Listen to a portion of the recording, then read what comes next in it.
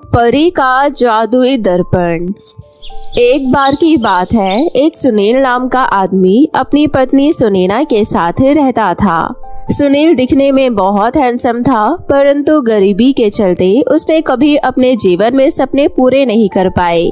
सुनैना से शादी करने के बाद घर का खर्चा चलाने के लिए सुनील ने एक कंपनी में काम करना शुरू कर दिया और वहाँ सुनील को कंपनी की मालकिन पसंद कर लेती है। कंपनी की मालकिन का नाम बबीता था। बबीता सुनील को अक्सर काम के सिलसिले में देर तक अपने ऑफिस में ही रोक लिया करती थी और उससे मीठी मीठी बातें करती थी। धीरे धीरे दोनों एक दूसरे को समझने लगते हैं और एक दिन बबीता सुनील को शादी के लिए प्रपोज कर देती है। सुनील के आगे ये एक बहुत अच्छा मौका था और वो उस नौकरी को गंवाना नहीं चाहता था। सुनील अपने बारे में कुछ ना बताते हुए बबीता से शादी कर लेता है और कंपनी का मालिक बन जाता है। ये बात सुनैना को पता नहीं होती है। एक दिन सुनील सुनैना से मिलने के लिए घर जाता है। तब सुनैना उसे बताती है कि वो बाप बनने वाला है। सुनील महीनों में एक दो बार ही अपने घर आता था। जब उसे ये बात पता चलती है तो वो बहुत खुश होता है और रात को कोई बहाना लगाकर वहीं रह जाता है। ये खुशी वो सबके साथ बांटना चाहता था, लेकिन बांट नहीं पा रहा था। हे प्रभु, ये किस बड़ी दुविधा में मुझे डाल दिया है। इतनी बड़ी खुशी जो मैं किसी के साथ बांट भी नहीं सकता हूँ। ऊपर से मैं कैसे सुनैना को ये बताऊं कि उसके साथ कितना गलत हुआ है। मैं माफी के बिल्कुल काबिल नहीं हूँ। सुनील ये सब सोच रहा होता है कि तभी सुनैना बोल पड़ती है।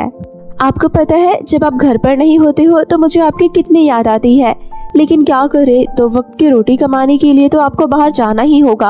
आप चिंता मत करिए, मैं अपना ध्यान रखूंगी और आपके इस बच्चे का भी। सुनील सुनैना के साथ हो रहे धोखे को बहुत अच्छे से जानता था और वो सुनैना को धोखे में नहीं रखना चाहता था। वो बस समय आने का इंतजार करता है कि वो एक दिन सुनैना को सब सच सच बता देगा। अगले दिन जब सुनील कंपनी जाता है तो कंपनी में बबीता ने चारों तरफ सजावट करवा रखी थी। ये सब देखकर सुनील को कुछ समझ नहीं आता है तो वो बबीता से बात करने के लिए कैबिन में जाता है। बबीता, ये कंपनी में इतनी सजावट किस बात की है? क्या हमारे किसी एम्प्लॉय का जन्मदिन है? नहीं नहीं सुनील जी, अगर मैं आपको सच सच बताऊं तो बात ये है कि मैं माँ बनने वाली हूँ और आप बाप बनने वाले हो। मैं इतनी खुश हूँ कि मैं आपको क्या बताऊं, इसलिए मैंने कंपनी में सजावट करवाई है और सभी एम्प्लॉय को मिठाई भी दी है। बबीता की माँ बनने की खुशी उसके चेहरे से छलक रही थी, पर सुनील को थोड़ा सदमा भी लगा। थोड़ी देर तक अपने आप को संभालते हुए सुनील बबीता को गले लगा लेता है और उसकी खुशी में शामिल हो जाता है। शाम को काम करने के बाद बबीता और सुनील गाड़ी में बैठकर अपने घर चले जाते हैं। घर जाकर सुनील बबीता के लिए पौष्टिक आहार बनाता है और उसे समय पर खिलाता है और उसका ध्यान भी रखता है। बबीता को अपनी इतनी परवाह करते हुए देखकर उसे बहुत अच्छा लगता है। यहाँ बबीता की देखभाल करने के लिए मैं मौजूद हूँ, लेकिन वहाँ सुनैना की देखभाल के लिए कोई भी नहीं है। वो बेचारी अपना ख्याल खुद रख रही है, पता नहीं कैसी होगी। काफी समय तक ऐसे ही चलता रहता है। सुनील बबीता का बहुत ध्यान रखता है और इसी तरह समय बीत जाता है और अब सुनैना और बबीता की एक ही अस्पताल में एक ही दिन डिलीवरी हो जाती है। सुनैना और बबीता दोनों को लड़की पैदा होती है। सुनील को बहुत खुशी होती है और वो ये निर्णय लेता है कि वो सभी को सब सच बता देगा। अपनी दोनों बेटियों को लेकर सुनील बहुत ज्यादा खुश था। उसने अपनी कंपनी में सभी मजदूरों को 1 महीने का बोनस दिया था और एक पार्टी रखी थी। उस पार्टी में उसने सुनैना और बबीता दोनों को गेस्ट बनाया था। दोनों एक दूसरे से अनजान थी। सुनैना और बबीता दोनों अपनी बेटी को लेकर पार्टी में आते हैं। तब सुनील दोनों को ये सच बताता है कि सुनैना सुनील की पहली पत्नी है और पैसों के लालच में वो बबीता से शादी कर लेता है। ये सुनकर तो सुनैना ये सदमा झेल नहीं पाती है और वो वहीं दम तोड़ देती है। इससे पहले कि उसे कोई संभाल पाता, वो इस दुनिया से जा चुकी थी। सभी लोग खाना पीना खाकर पार्टी से अपने घर चले जाते हैं। बबीता कुछ दिन तक सुनील से नाराज होती है और सुनील अपनी बेटी को लेकर अपने घर में उसकी देखभाल करता है। कुछ दिनों बाद बबीता सुनील को माफ कर देती है और उसे अपने घर बुला लेती है। सुनील अपनी बेटी को भी बबीता के घर ले जाता है। बबीता को सुनील की बेटी बिल्कुल भी पसंद नहीं थी, जबकि सुनील की पहली पत्नी सुनैना की बेटी बहुत ज्यादा खूबसूरत, गोरी और मन भावुक थी। सुनील अपनी बेटी का नाम खुशी रखता है और दूसरी बेटी का नाम चंचल। वो दोनों को एक समान प्यार करता था, लेकिन बबीता खुशी को बिल्कुल भी पसंद नहीं करती थी। धीरे धीरे दोनों बहनें बड़ी होने लगी थी। चंचल को खुशी बिल्कुल भी पसंद नहीं थी, क्योंकि खुशी सभी की चाहत थी और वो सभी का आदर भी करती थी। दोनों बहनें एक ही स्कूल में पढ़ते थे। खुशी पढ़ने में अव्वल थी और चंचल का पढ़ने लिखने का बिल्कुल भी मन नहीं करता था। चंचल को स्कूल में कोई भी पसंद नहीं करता था और ना ही चंचल किसी से बात करती थी। घर पर चंचल हमेशा खुद को आईने में निहारती रहती थी। कभी अपने चेहरे पर बेसन लगाती तो कभी मुल्तानी मिट्टी, पर वो कभी अपने आप को खूबसूरत नहीं बना पाई। खुशी को ये सब देखकर बिल्कुल अच्छा नहीं लगता था। खुशी चंचल से बहुत प्यार करती थी, इसलिए वो चंचल का बहुत ध्यान रखती थी। समय पर उसे खाना देती थी और नए नए कपड़े उसे पहनने को देती थी। लेकिन जो कपड़े खुशी पर अच्छे लगते थे वो चंचल पर अच्छे नहीं लगते थे, क्योंकि चंचल रंग की सांवली थी। इसलिए उसे लगता था कि खुशी उसे जलाती है, इसलिए वो हमेशा उसके ऊपर दिखावा करने के लिए उसकी मदद करती रहती है। एक दिन खुशी घर के काम कर रही होती है कि तभी वहाँ पर चंचल आती है और खुशी से कहती है, खुशी जल्दी से मेरे अच्छे से बाल बना दे, मुझे पार्टी में जाना है। पार्टी में जाना है? पर कौन सी पार्टी में जाना है? मुझे तो इस बारे में कुछ नहीं पता है। हाँ, माँ ने मुझे ही साथ चलने को कहा है, क्योंकि अगर तुम वहाँ जाओगी तो घर के काम कौन करेगा, इसलिए तुम मुझे जल्दी से तैयार कर दो। तुम कुछ देर रुक जाओ, मेरे हाथ अभी गंदे हैं। मैं काम खत्म करके हाथ धोकर तुम्हारे पास वापस आती हूँ। मैं सब जानती हूँ, तुम मुझसे जलती हो, मुझे तैयार नहीं करना चाहती हो, है ना? नहीं चंचल, ऐसा कुछ भी नहीं है। तुम देख रही हो ना कि मैं घर के काम कर रही हूँ। घर के काम करते करते मेरे हाथ गंदे हो गए हैं। दोनों को बहस करता हुआ बबीता देख लेती है और वो आते ही खुशी को एक जोरदार चांटा मारती है और कहने लगती है, मैंने तुझसे कितनी बार कहा है कि जल्दी जल्दी घर के काम खत्म कर लिया कर। पूरा दिन बस मेरी बेटी से लड़ती रहती है। एक तो तुझे घर में खाने को दे रही हूँ, ऊपर से मेरी बेटी से जुबान लड़ा रही है। मेरे घर से अभी के अभी निकल जा। बबीता बहुत ज्यादा गुस्से में थी। वो सारा अपना गुस्सा खुशी के ऊपर निकाल देती है और खुशी को घर से बाहर निकाल देती है।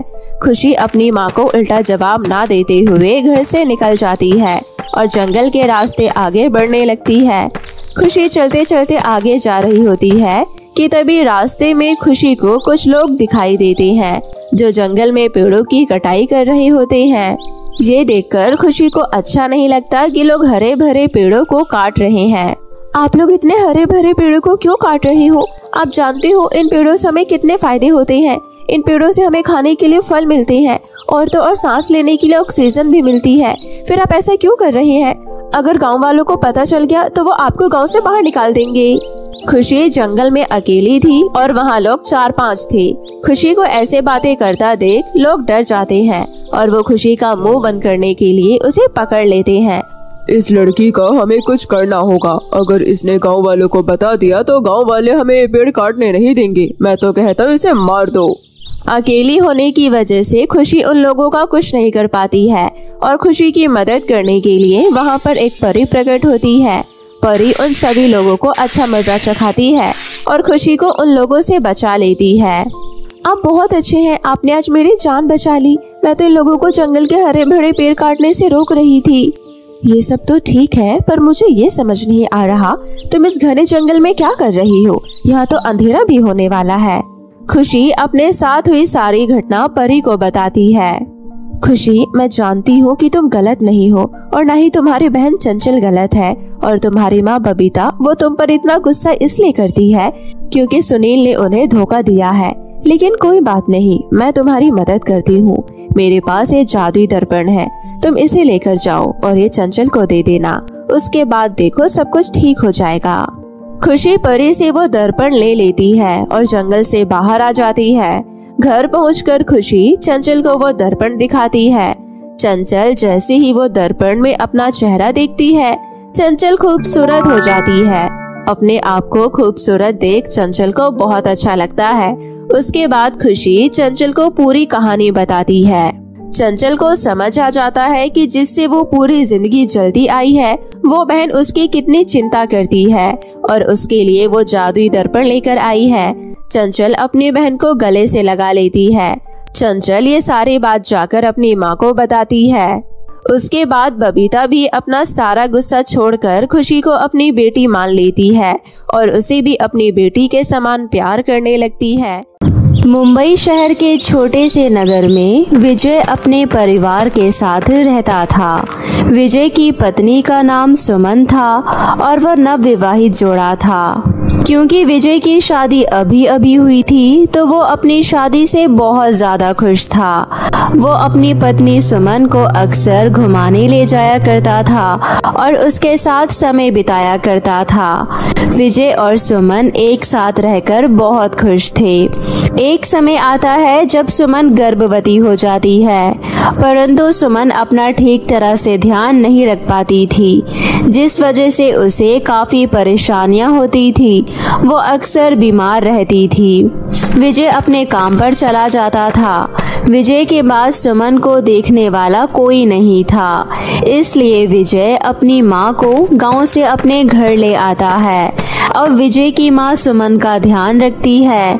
घर में खुशियों का माहौल था, सभी लोग बहुत खुश थे। इसी तरह कुछ समय बीत जाता है और अब एक दिन सुमन को बहुत ज्यादा तकलीफ होती है।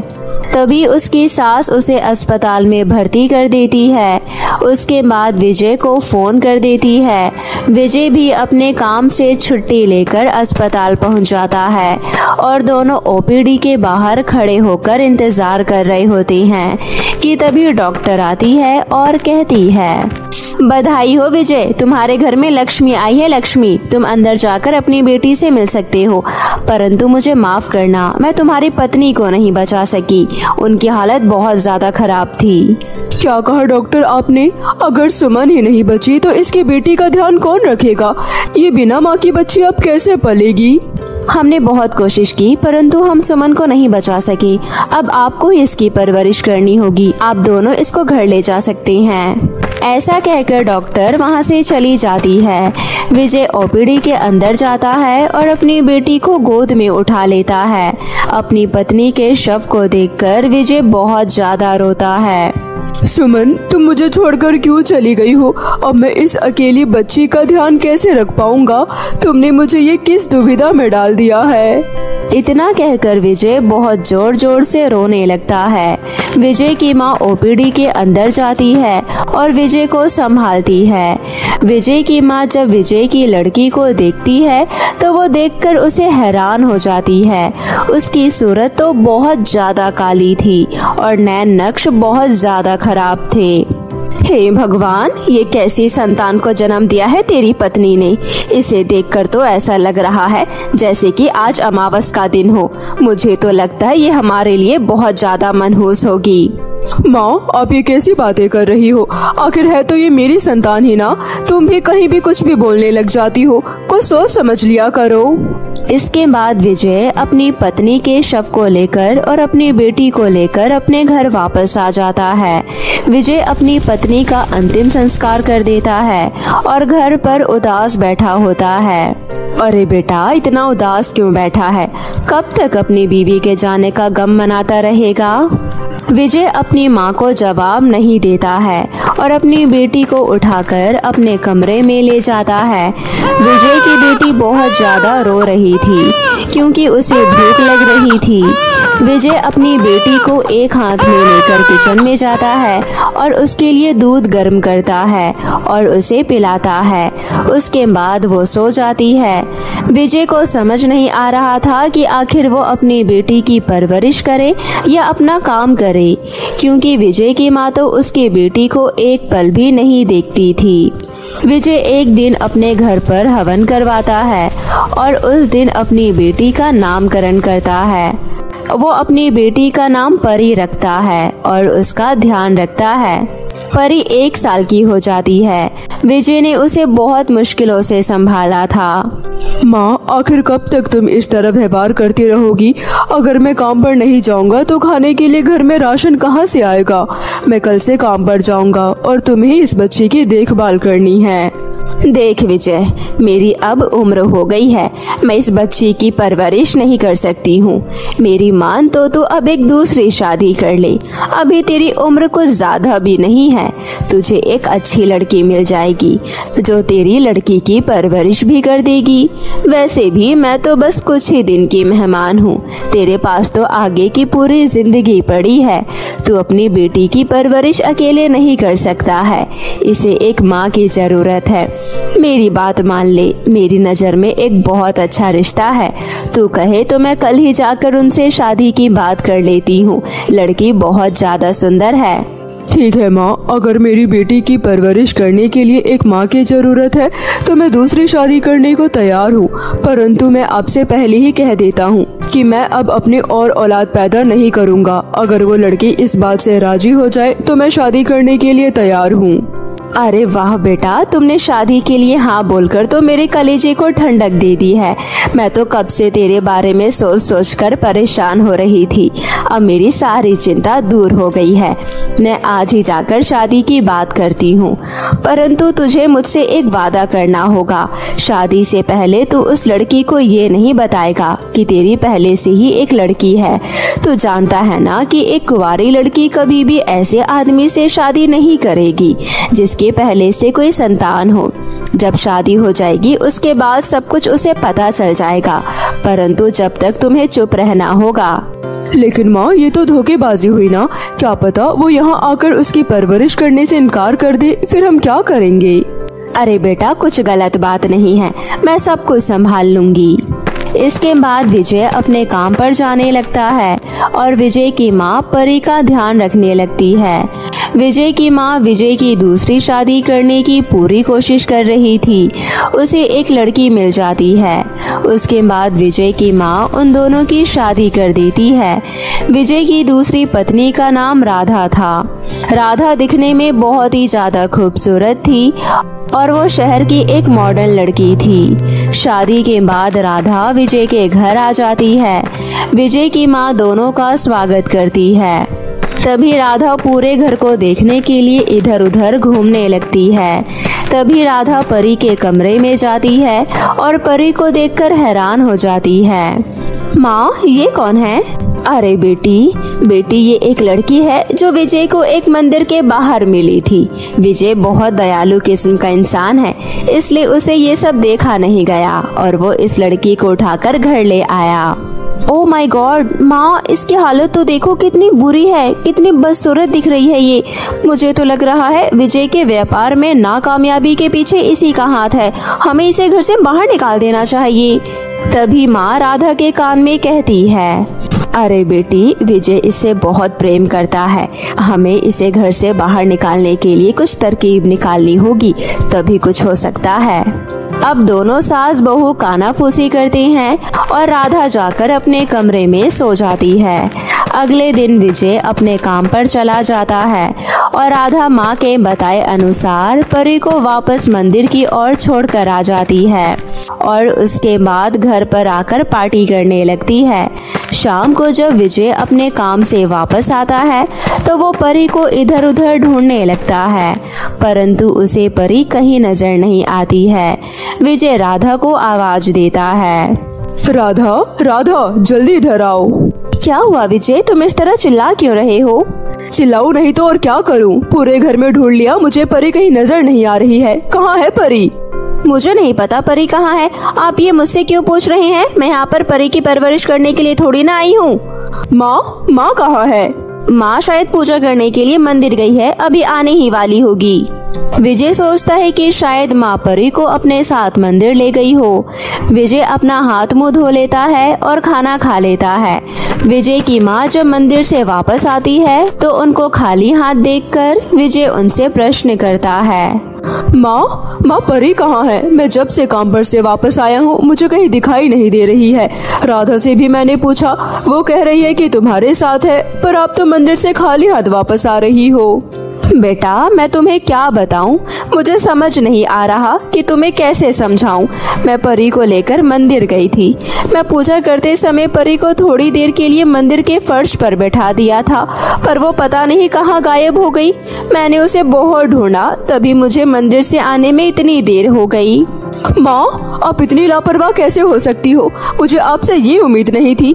मुझे जब तक मेरी बेटी वापस नहीं मिल जाएगी, मैं घर वापस नहीं आऊँगा। इतना कहकर विजय अपने घर से चला जाता है और अपनी बेटी की तलाश करता है। वहीं दूसरी तरफ मंदिर में एक छोटी सी लड़की को रोता हुआ देखकर आसमान में उड़ती हुई एक परी उसे अपनी गोद में उठा लेती है और उसे परीलोक ले जाती है। परी बहुत ज्यादा रो रही होती है। तभी नीली परी उसे चुप कराती है। सभी परियां उस लड़की को देखकर हैरान हो जाती है। नीली परी, तुम्हें ये लड़की कहाँ मिली? ये तो बहुत ज्यादा रो रही है। क्या इसके माता पिता इस दुनिया में नहीं हैं? ये तो मुझे नहीं पता। मैं धरती पर सैर कर रही थी, तभी मुझे ये लड़की एक मंदिर के बाहर रोते हुए नजर आई और इसके आसपास कोई नहीं था, इसलिए मैं इसे यहाँ उठा कर ले आई हूँ। देखो ना, इस बच्ची को इतना बदसूरत होने की वजह से इसके माता पिता इसको मंदिर में छोड़कर चले गए हैं शायद। हाँ नीलपरी, आजकल लोग बहुत ज्यादा स्वार्थी हो गए हैं। वो खूबसूरती को ही सब कुछ समझते हैं। कोई बात नहीं, अब इस छोटी बच्ची का ध्यान हम रखेंगे।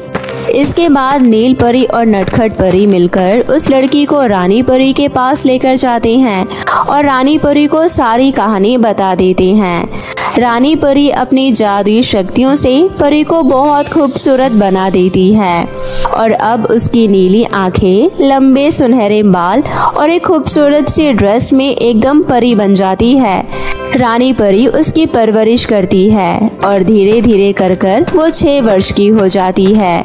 वहीं दूसरी तरफ विजय अपनी बेटी की तलाश करते हुए बहुत दूर दूर तक घूमता है और बहुत परेशान रहता है। काश मैं माँ के कहे अनुसार दूसरी शादी ना की होती, तो शायद आज मेरी परी मेरे पास होती। सुमन, तुम कहाँ हो? देख रही हो ना, तुम भी मुझे छोड़कर चली गई हो और परी भी मुझे छोड़कर चली गई है। अब मैं क्या करूँ? इस दुनिया में मुझे अब अकेला नहीं रहना है। मुझे भी अपने पास बुला लो, मैं बहुत ज्यादा परेशान हूँ। विजय बहुत परेशान होता है और रोने लगता है।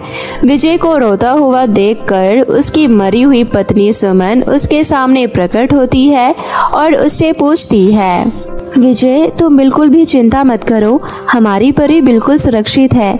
तुम्हारी माँ और तुम्हारी पत्नी ने परी को मंदिर में छोड़ दिया था और वो वहाँ पर बहुत ज्यादा रो रही थी। तभी नील परी उसे उठाकर परीलोक में ले गई और अब वही उसकी परवरिश कर रही है।